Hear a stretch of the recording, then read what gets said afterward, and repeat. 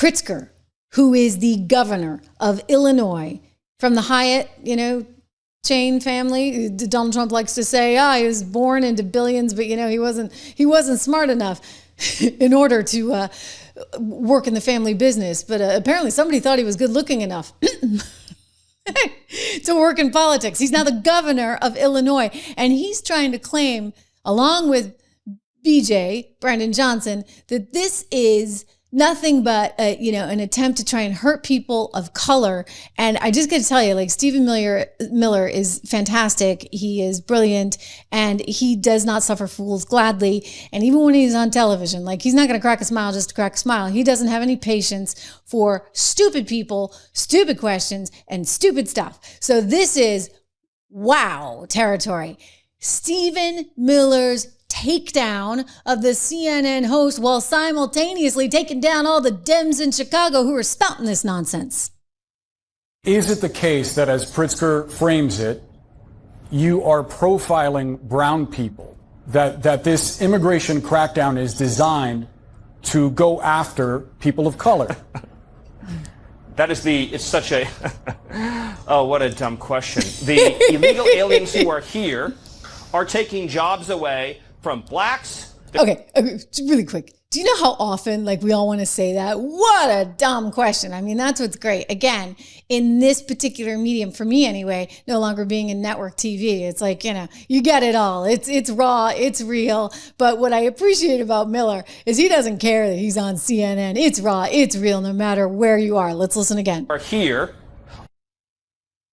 Oh, what a dumb question. The illegal aliens who are here are taking jobs away from blacks. They're taking jobs away from whites. They're taking jobs away from Latinos. They're taking their health benefits away. They're taking their school slots away. And of course, in many cases, they're committing heinous crimes.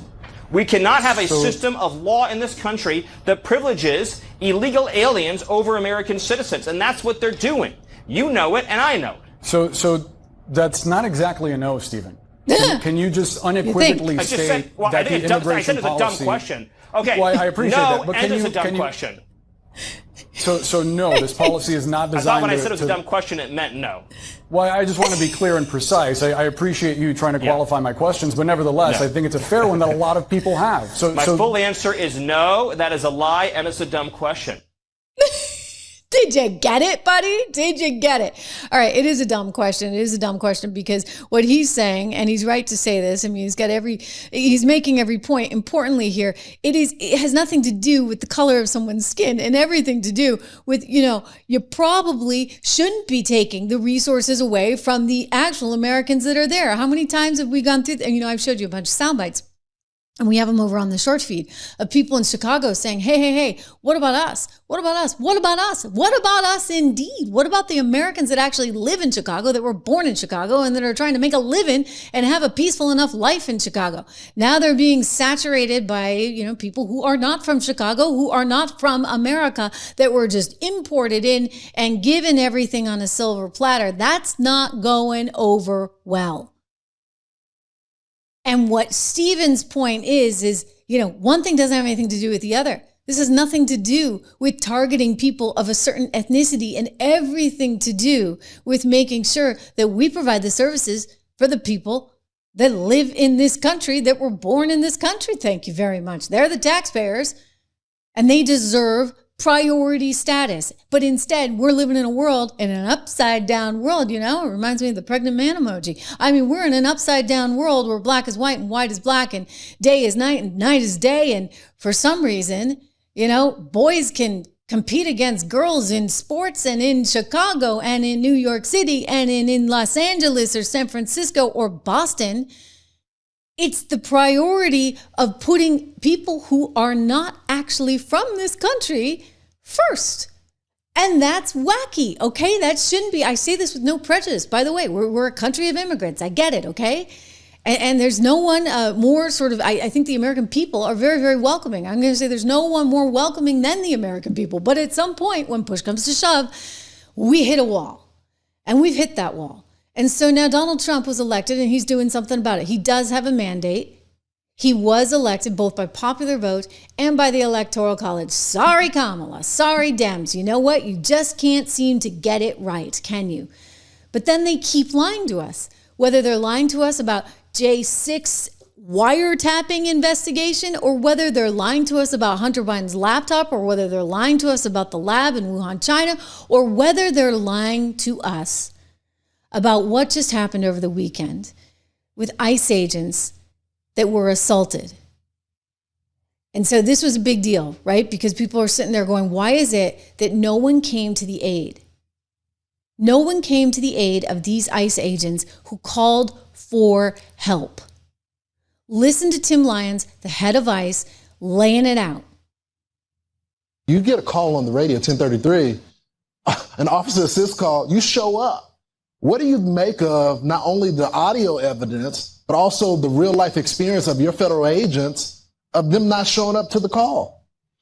Hey, Lawrence, yeah, it's sad because seriously, all law enforcement will respond to any other brother or sister in law enforcement that's in need. And that's what didn't happen here in Chicago. You have 30 Border Patrol agents that are being swarmed, pinned in, attacked. She has a firearm in the vehicle. They have to return fire. Yet the officers of Chicago PD are told to stand down.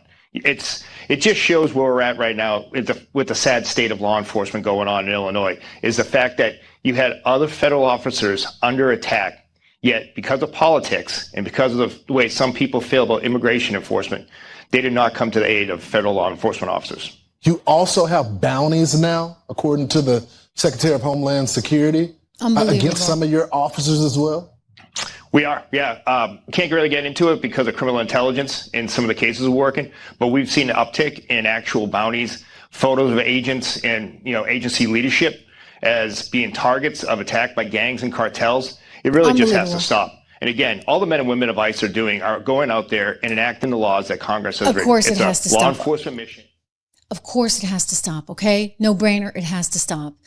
ICE is doing what Congress has asked them to do. This was done for years and years and years before, and now suddenly it's a problem because it's Donald Trump, because they want to get in the way of it. So much so that those ICE officers did not get their call answered, and then they tried to lie about it until finally the head of police in Chicago, who probably doesn't like this very much because he's being told to stand down. And he just blew the lid on everything, but listen to the lies that they were manufacturing one after another before he finally came in and set the record straight. Watch. What do you know about this incident? Were federal agents boxed in and assaulted? Well, we don't have a lot of facts. What happens in these sorts of incidents is typically ICE puts out a press release before anybody else can speak with the press, and then it gets reported on social media and elsewhere. So they are just putting out their propaganda. She claims that federal agents were surrounded and were threatened. What are local authorities telling you about what they think happened here? Well, they lie, right? The Trump administration lies. We have a president who's a known liar, and they have been lying about the situation all along. They are agents of law enforcement. Listen. If you box them in with vehicles, it is reasonable for them to believe that they are being ambushed and that this could end in a deadly situation. Do not box in any law enforcement officer. If you ram any vehicle, especially that one that contains law enforcement agents, and that's any law enforcement, local, state, federal, county, and you do this intentionally, this is considered deadly force. Deadly force is anything that can cause great bodily harm or death. So he just validated what the ICE officers had said, that they were being put in a very dangerous position. And he just came out and said, hey, Chicago, don't do this because they're going to use deadly force. Okay, so that's really bad in and of itself. Of course, don't forget the high-flying mayor who's got like 150 protection officers himself, Brendan Johnson of Chicago. He's the one that already said, I'm not going to give any help. ICE should expect absolutely nothing from us. If they come to the Windy City, if National Guard, they're in the Windy City, good luck. We're not going to do anything to help them at all. Here he is.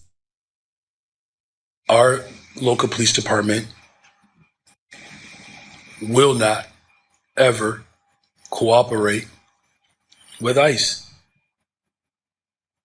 Whatever their constitutional authority is.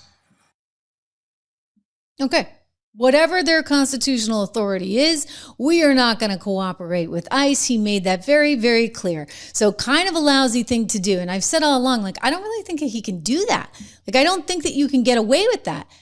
But he just took it much further. Okay. Chicago just upped the ante in a way that, we haven't seen for a whole lot of years in this country, because he's setting up a federal versus state scenario that is incredibly dangerous with very bad precedent. I will tell you, this will go through the courts in a lawful manner, and it will be decided in favor of the federal government and Donald Trump, thanks to the Supremacy Clause. Brandon Johnson cannot do what he is now doing. He might have been able to get away with, okay, we're going to stand down, and maybe it's not a nice thing. Maybe the chief of police doesn't really like this, that we can't respond to officers in need if ICE agents are getting attacked and we can't do a darn thing. But now it's just entered a whole other zone because of this that Brandon Johnson said yesterday. Watch. Today, we are signing an executive order aimed at reining in this out-of-control administration. The order establishes ICE-free zones. That means that city property and unwilling private businesses will no longer serve as staging grounds for these raids. Okay, here's why this is a big deal. First of all, he was like, okay, we're hands off. We're not going to do anything. Well, now he's being proactive. Now he's actually deliberately trying to take over parts of Chicago. This is federal land. I mean, you can use the Commerce Clause if you want, okay? Let's go with the Commerce Clause. Isn't that Section 5? Let's see. Do I have the Commerce Clause? Sometimes I have it handy. I can read to you guys. But anyway, Commerce Clause is a big deal. And I like using the Commerce Clause because the Commerce Clause actually is very applicable in this case. Federal government doesn't have a whole lot of power, but they do have power over who is in the country. And they certainly have power over in jurisdiction over these lands. You can't just say, okay, we're going to have an ICE-free zone. Like, you actually can't do that. That is reminiscent of 1963, Alabama, George Wallace saying, I have made a decision that nobody can come to University of Mississippi unless you're white. And I'm going to stand in the way along with all my guards and my troops, and we're going to prevent anybody in the federal government from coming in. We're going to prevent these students from coming in. I mean, it's the inverse of it, but it's exactly the same thing. So he can't do that. Brandon Johnson cannot do that, and he will get struck down in court. I promise you that. But he's trying to fan the flames of something. Listen to him here. This moment that we are in, Chicago was built for this moment. Immigrants from around the world, descendants of slaves, have come to this city to make it the global capital of the world. And now we stand in a moment that is testing our very humanity, and the city of Chicago will stand the test of time. Kind of seemed like he was trying to, I don't know, invoke like 1860s America there. Of course, he's got it a little bit backwards because that would have been states trying to have power over the federal government. And, well, we know how that wound up. Okay, so again, Supremacy Clause, Commerce Clause, Migration Clause, take your pick. I'm going to go with supremacy right now because it's simple, okay? The federal government is going to reign supreme. So you can't come up with your little ICE-free zones there, buddy. BJ, it's not happening. And by the way, the people don't even like you as it is. For goodness sakes, they're like begging for Trump in Chicago. Kristi Noem pointing out, smartly, he's got like a 6% approval rating. I mean, that's worse than the whole Democrat Party. Well, let's remember that mayor has a less than 6% approval rating in Chicago. So the people who live there, less than 6%, think he might be doing somewhat of a good job. Overwhelmingly, that man is a failure. He's a failure for his people and hasn't stood up for the victims of the crimes that have happened in his city. So we're going to keep doing our work every day when we're there doing our operation. Yeah. Every day. Because when I'm there with them, people on the streets are clapping as we do our work. They're clapping as these officers are arresting these bad criminals. And out of the 12 that we arrested during the short period of time I was there, 6 of them had criminal records in their backgrounds that the state had arrested them and just turned them loose on the street again for assault, for weapons possession, for robbery. Those individuals now are off the streets thanks to President Trump, not thanks to that mayor who's delusional at best. He's awful. He's totally awful. I mean, it's not American. What he's trying to do right now, it's like resist, resist, resist. I mean, they've called it the resistance movement, right? Instead of all being on board and say, hey, let's make this safer. Let's make Chicago a place where you can raise a family and have a future. Instead of doing that, he is choosing to double down and be anti-Trump and tie up resources and tie up time that we don't need tied up. I mean, it feels like deja vu. This is what they were trying to do in 2016, right? And then this is what they were doing to relate back to how we began the show with J6. And you got Smith saying, okay, I'm going to go out and wiretap all these senators' phones. There's going to be HELL to pay for that. It's not who we are. It is not our nation. And it's high time we restore it to what has made us so historically great and will continue to propel us in the future. I mean, it's not our wealth nor our power, all of which are fantastic. But I'll tell you, ladies and gentlemen, it is our principles. It is our principles here in this country that guide us and make us strong. And it's thanks to the great American experiment, right? The founding fathers that said, hey, we want to get away from the tyranny of big government. We want to get away from the tyranny of the king. We want to get away from people having so much say over your life and give that power back to the people. That was the entire mission. I mean, you think about it, and I think about it right now because we're looking at a 250th anniversary that is a big deal and a great thing. I mean, we have had a wonderful 250 years and we want to have another great 250 years. But that's why it's important that we have the right people in place to preserve those great American values every moment in our history, right? From the revolution to our greatest inventions, the landing on the moon. You look at SpaceX and Elon Musk's accomplishments. We have taken so many chances and so many risks in order to get this country moving forward, but we've done it one step at a time.